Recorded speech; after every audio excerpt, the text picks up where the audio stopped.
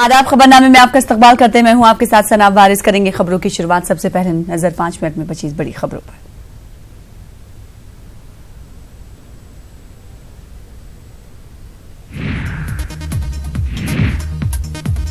फारूक अब्दुल्ला को supreme court से झटका। हिरासत के खिलाफ अर्जी हुई खारिज। एमडीएम के लीडर वाइकू ने दाखिल की थी अर्जी।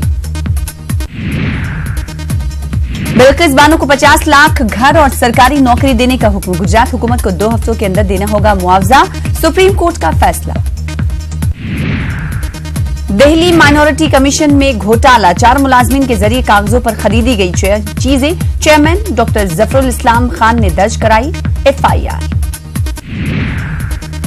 Chief of air staff Rakesh Kumar Singh Bhadauria ने संभाला ओहदा। मीडिया से की बात। रफाल तैयारी की अहमियत पर डाली रोशनी। कहा तैयारा मिलने से फिजाइये की सलाहियतों में होगा इजाफा। दिल्ली मेरठ एक्सप्रेस वे का हुआ इफ्तिताह। नितिन गडकरी ने अवाम के किया नाम मानूद।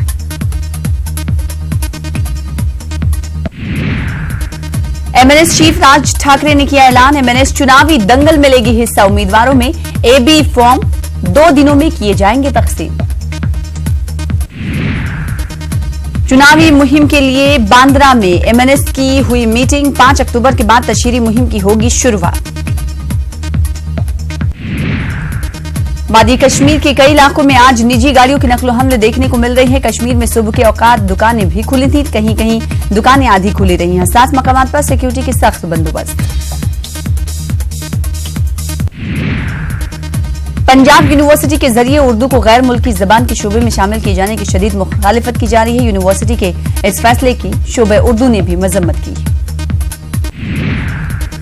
पंजाब यूनिवर्सिटी में उर्दू जबान को गैर मुल्की जबान के शोबे में शामिल करने के मामले में पंजाब के वजीर आला कैप्टन अमरिंदर सिंह आए उर्दू की हिमायत में। ट्वीट करके यूनिवर्सिटी के फैसले की मजम्मत की। कहा वाइस चांसलर से भी करेंगे बात।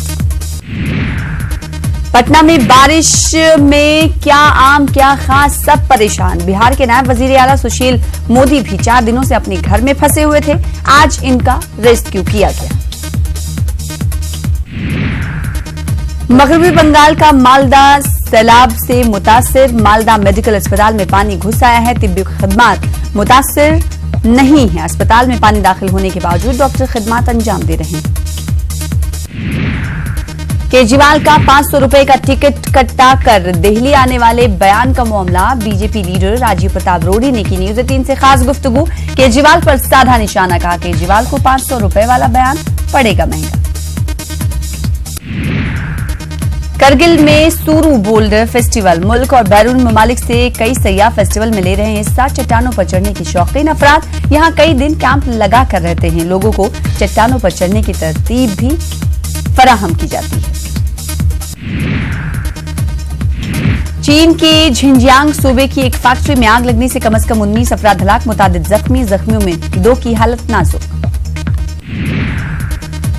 चीन के ननगिहाई काउंटी में वाक़ फैक्ट्री में फायर ब्रिगेड के एहलकार आग पर काबू पाने में कामयाब। कई घंटों की मेहनत के बाद आग पर पाया गया काबू। सऊदी अरब में हुए तेल की तनसीबात पर हमले के मामले में सऊदी वली अहद मोहम्मद बिन सलमान का बयान। कहा हमले का जिम्मेदार है ईरान, मगर हम मामले के लिए पुरअमन बातचीत के लिए हैं तैयार।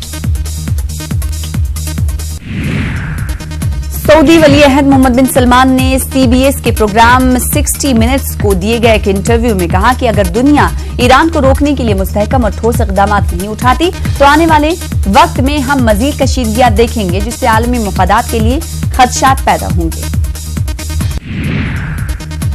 सऊदी वली अहद मोहम्मद बिन सलमान ने कहा कि ईरान से जंग के नतीजे में आलमी मईशत को पहुंचेगा शदीद नुकसान। बिन सलमान ने कहा कि वो अपने इलाकाई हरीफ के साथ कशीदगी के खात्मे के लिए गैर फौजी हल को देते हैं तरजीह।